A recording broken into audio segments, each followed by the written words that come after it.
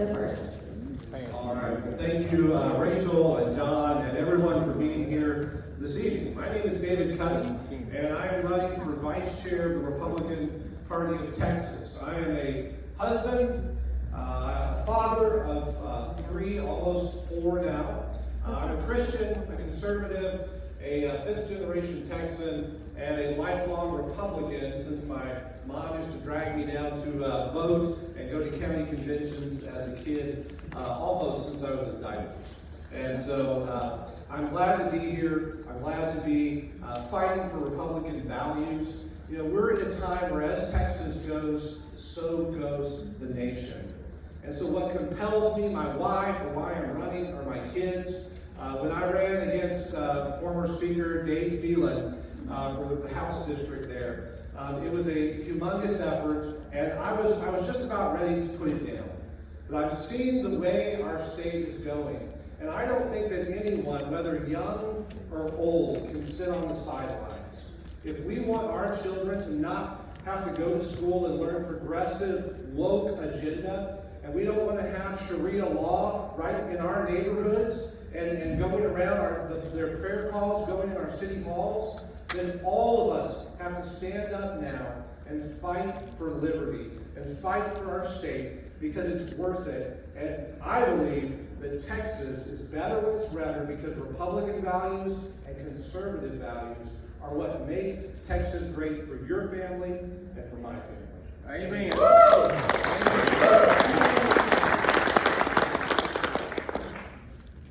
Hey everybody, I'm Amanda Hopper, and I'm running to be your Vice Chair of the Republican Party of Texas.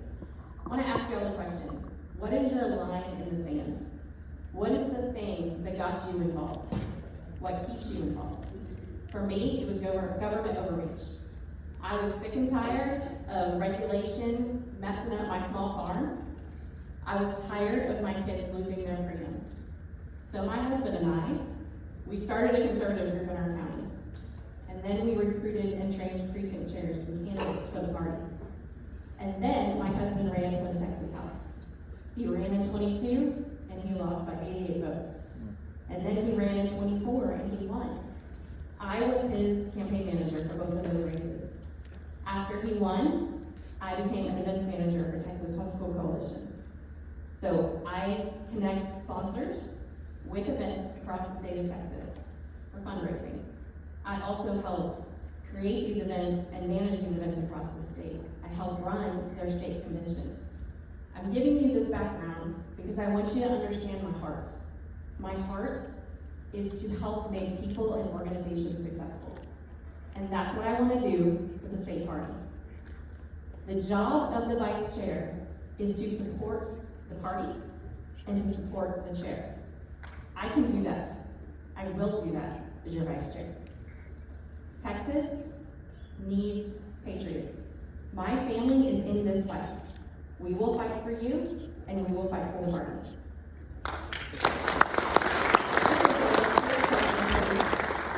What is the role of the vice chair, and how would you define success? The role of the vice chair and the position of the vice chair, I've been told, is by former vice chairs, the best job in the party. You get to work with the chairman, but you also get to vocalize and take the message from the delegates and make sure that the chair is working to emphasize that. And so the role of the vice chair is to be that go-between and make sure that the grassroots are not forgotten, to work for the platform, to work for our principles, and to make sure our legislative priorities are passed. It's a job that has a rather loose description. It can be what the vice chair wants it to be and focus on. What I want to do is I want to recruit and help train and uplift 100 young people across this state to run for local office so that we're training the next generation of Republicans, and we have a bench of Republican elected officials coming up who believe in our Constitution and believe in our platform.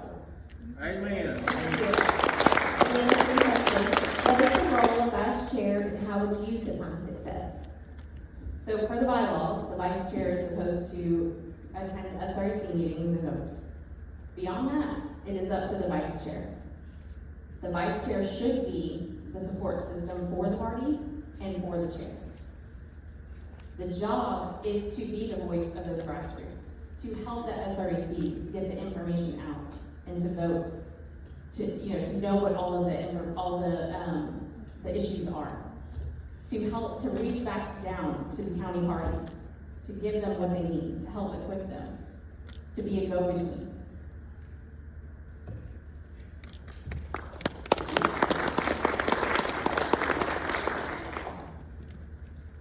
All right, back to you, Amanda. Question is, how will you support grassroots activists across Texas? Well, you can do a lot of things. So I will tell you that in our own life, my husband and I, with his campaigns, the campaigns have knocked 70,000 doors in our district. And Andy and I together have knocked 20,000 doors. So meeting the people where they are, meeting them at their door, then activating volunteers in your area, teaching them. Volunteers do not want to show up and try to figure out what they're supposed to do. They want to be trained, they want to be given materials, and they want to, give back to the party for the time that they have. So that all needs to be done at the county level, at the, boots on the ground. Thank you. And David, how will you support grassroots activists across Texas? Yeah, John, I've been a precinct chair, I've been a county chair, I served on the SREC. My mom probably dropped me as a baby because I think I've done almost every volunteer position in the party. Been state nominations chair, been a national delegate in 2016 when President Trump was elected in Cleveland, Ohio. What the grassroots want to know is that the party is listening to them. It's your party. It's your party. And so what we should not be doing is listening and focusing on the elites in Austin. It needs to be focused back on the people, on the precinct chairs, on the volunteers. And what gets my blood boiling are things like when we go to convention and the cost of a gala ticket is $500. That is not appealing to the mom and dad who take vacation, who are paying exorbitant hotel expenses, who are already sacrificing so much to be there. That is focusing on the elites in Austin. I can't afford $500. We need to call out this cronyism. We need to call our leaders back. We're a party in decline. Listen, this is the first time since 1988 that a Democrat has won a Senate seat in Texas. This is the first time since 1996 that the Democrats have outvoted in their primary Republicans. That's not because the Democrats are organized or better. That's because we are a party in decline. We need to make the Republican Party of Texas great again. Yes, thank you.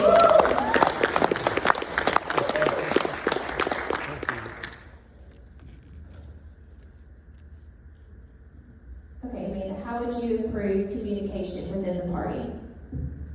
What do you got?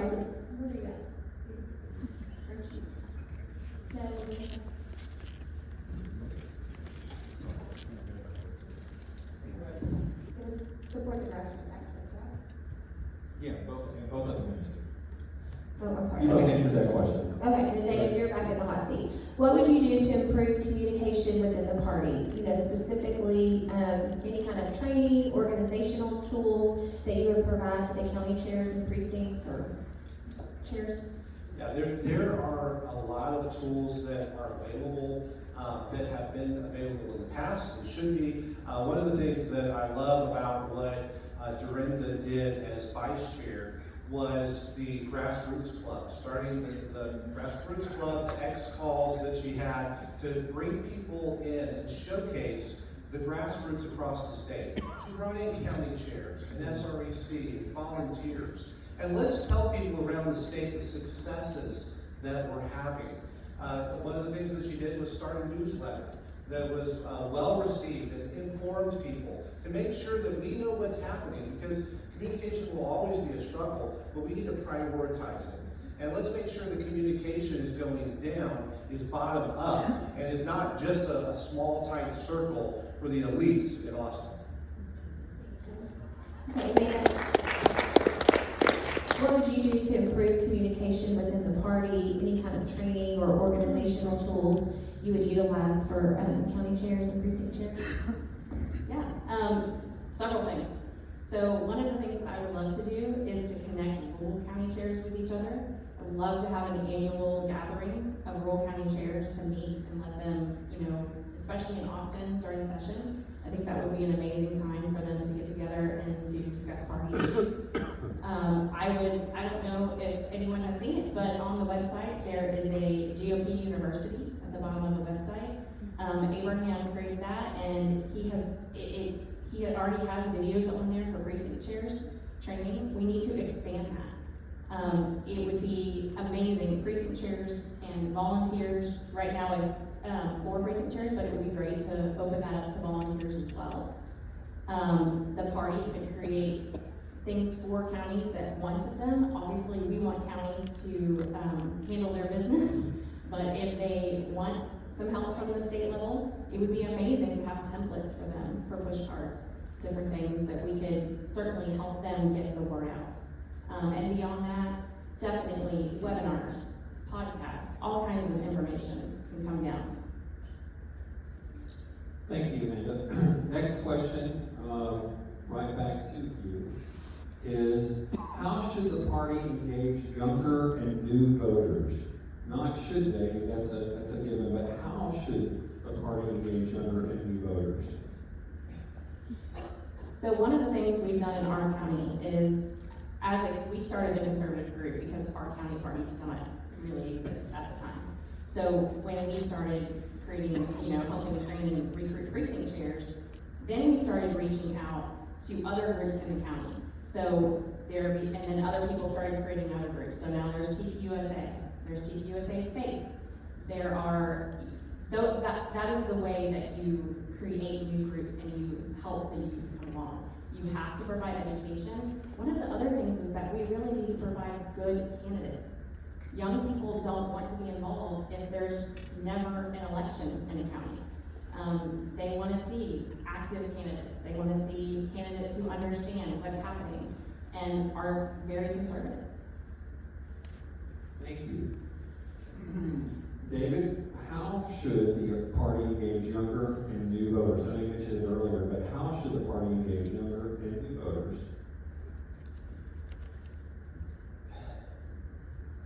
I'll come to this and answer that, John. One of the questions that was asked about, how would we do for county chairs? And Amanda mentioned do meetings for the rural county chairs. That's already happening. And in fact, David Stein and some of the county chairs are here. That happens during session and connects them. What we need to do is create a hotline for the county chairs during election cycle, because county chairs are statutorily required to run the primary election. And many of them this past session were not given the support during the election cycle. In fact, senior staff left the RPT during that time that were supporting the county chairs, leaving county chairs exposed, and that could be civilly or criminally. And so it's important we support them, to bring young people in. We want to do what I did as a county chair. I made assistant precinct chairs and made the young people these assistants. Let's train them in the jobs that they can do. Let's let them go shadow us, be assistant county chairs, be assistant SREC. Bring them in, show them respect. Young people can do so much more than we give them credit for. And this next generation is more pro-life and more conservative than even our generation has been. So let's give them a voice, let's give them a chance. Let's put them and give them a seat at the table.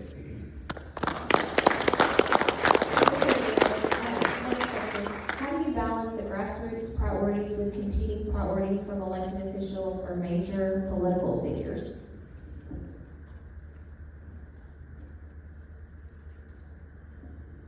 Okay, balance. Look, we are the Republican Party is the last stand for the grassroots. We lose the party, we do not have a voice at the table. So we don't stand up for the elected officials, okay? I'm focused on fighting for the platform and the principles that the delegates pass at convention, period. I don't care what the elected officials are.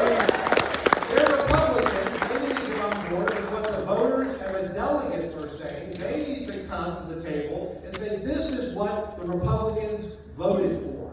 That's what we need to be focused on. How do we balance it? We say, here's what we believe. We show the voter propositions that are passed, and then we send them out to go and work on it. They're elected in their districts, and I think that's where the Republican Party and our priorities can shine light on who's voting to follow the priorities and who's not. But ultimately, I'm not worried about them. I'm not worried about Austin. The Republican Party is grassroots. The platform, the delegates, and the voters, those are my concerns. How would you balance the grassroots priorities with competing priorities from elected officials or major political donors? I can answer that in a lot less words. You fight for the priorities. Okay, thank you. Back to you, Amanda. What is one specific initiative you would lead as vice chair? What's something you're passionate about that you would like to really go after? With all of our experience, my passion lies in the volunteers and the local parties. We have created all kinds of things in our local party and within local conservative groups to be able to activate volunteers and to train them. I would love to do that at the state level. I would love to pass that down. Thank you. David, what's one specific initiative you would lead as vice chair? The experience that really changed my life was when I ran for office again against Dave Phelan. And one of the moments in that race was when President Trump called me. And I had no warning he was calling to endorse me. And he calls and he says, hello, David. I said, yes, sir, this is David. And he says, this is Donald J. Trump. I'm hearing some pretty good things about you. And I think I'm going to endorse you. And I was in the middle of a pizza restaurant, so I stood up, I started walking around my table, I didn't realize it. And Mr. President, thank you. And so we went on to talk. He said, this could be big, but don't forget, my race is more important. And, running for office will change your life. And like I said earlier, I'm going to get 100 young people to run for office. That's what I want to do. Change my life. I want to change their life. I want to show them that they matter, that they can make a difference. Okay, David, back to you. Where has the party fallen short, and how would you correct it? We're a party in decline. We were supposed to raise $18 million in an election year. We're raising 15% of that. When you can't raise money, you can't mobilize. You can't open regional offices. When you can't open regional offices, you can't attract volunteers. When you can't have volunteers and the budgets, the staff gets cut and the staff moves on to other places, it's a party in decline. And the results are the proof is the voting. The Democrats are on the increase. Their primary votes are turning up and ours are going down. The Texas is Texas, y'all. We should be the premier Republican Party in the country. We should not be trailing. We should not be a party in decline. We should be a party that is building a structure for the grassroots to remain in control from here until eternity. Where has the party fallen short, and how would you correct it? Well, I disagree that the party's in decline. Y'all are here on a Tuesday night. This is what we see across the entire state. Voter turnout, the Democrat voter turnout that you saw, is partly because the Dems stayed in their own primary, which is why we need to close primaries. Abraham George has already started that process. We are on the 10-yard line, guys. We need to finish that process. It is important. We are not going to get anything finished in the state of Texas. We are not going to get good candidates. We're not going to change the Texas House without closing those primaries. The party has done some good things. We need to continue that fight.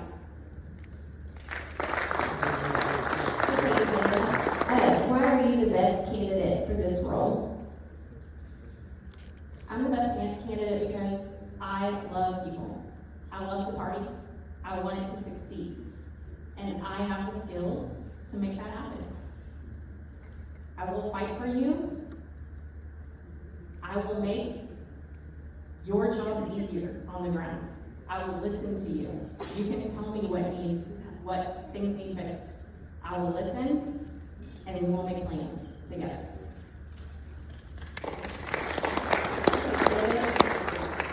Why are you the best candidate?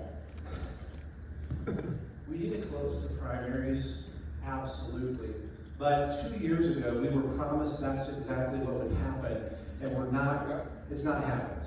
And we're going to hear the promise that we give them 2 more years, it will happen now, and it still won't happen.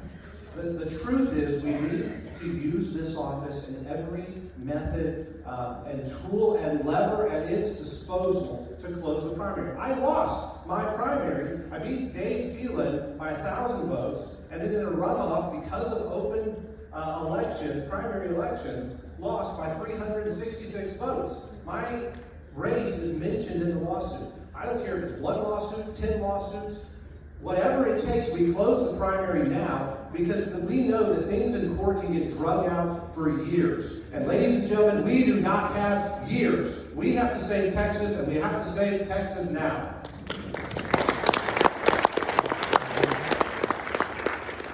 All right, you ready for a curveball? Go. I, like many in the room, have personal relationships with elected officials. I'm actually close to one in particular. And if I were to serve the party leadership, it would be super tempting to pitch and catch with that person, in my mind, to move things forward faster. However, that's not always in the best interest of the party. So here's the question. Do you believe there are potential conflicts when someone closely connected to an elected official serves in party leadership? How should the party handle that? That question goes to David first.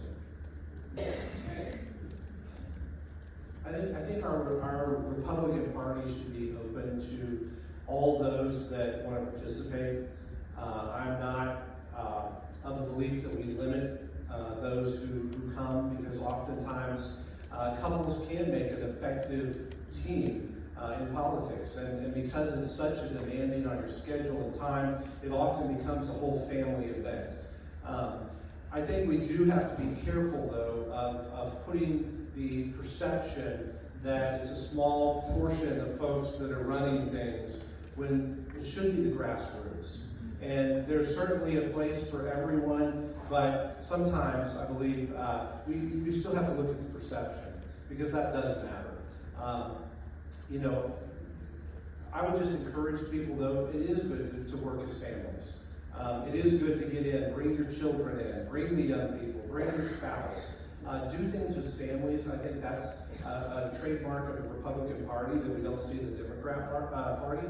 And so I think that's something we can continue to build. Thank you. And in our context, they don't have to be necessarily family members, but just closely connected to, just an FYI there. And the key thing we're looking for is it's not a crime to be close to an elected official. In fact, I hope all of us are getting to know our elected officials. That's the right thing to do. That having been said, though, we've got to be careful about party leadership as it goes with our elected officials. So, Amanda, do you believe there are potential conflicts of interest when someone closely connected to an elected official serves in party leadership, and how should that be handled? I feel like this is directed towards me. Oh, it's not. It's not. Actually, I'm not just married to a legislator. I'm married to the most conservative legislator in the state of Texas. So this is just a continuation of that fight for our family. Our fight, number one, close the primaries. If I am working for the party, I'm working for the party. But my husband is also working for the party. He carries those priorities with him. He knows them by heart. He is working for you. Being a legislator is not an easy job for the ones that fight for you. It is like a middle school lunchroom in that house floor. It is miserable for them. But they do it because they believe in you. They believe in Texas. So no, I don't think it's a conflict of interest. I appreciate that. Just to level set, I literally did not know you were married to someone that's serving until just now. And I have a whole world that I'm involved with. So I just want to let you know that I wrote these questions, most of them, and I did not know that. So I just want you to know that that wasn't correct. No, you're totally fine. It's totally fine. All right. All right, closing remarks. Amanda, you're up to bat. 2 minutes. Okay, well, I won't take 2 minutes. I'm just gonna let you all know that the reason I am here, the reason I am running, is because liberty's on the line. That's why my family got involved. Texas is the last free place on this planet. And my family is in it for the long haul. We are going to fight. And I hope that you are going to fight with us. We are here for you. We are here to work for the party. We want to keep Texas the most amazing place to live.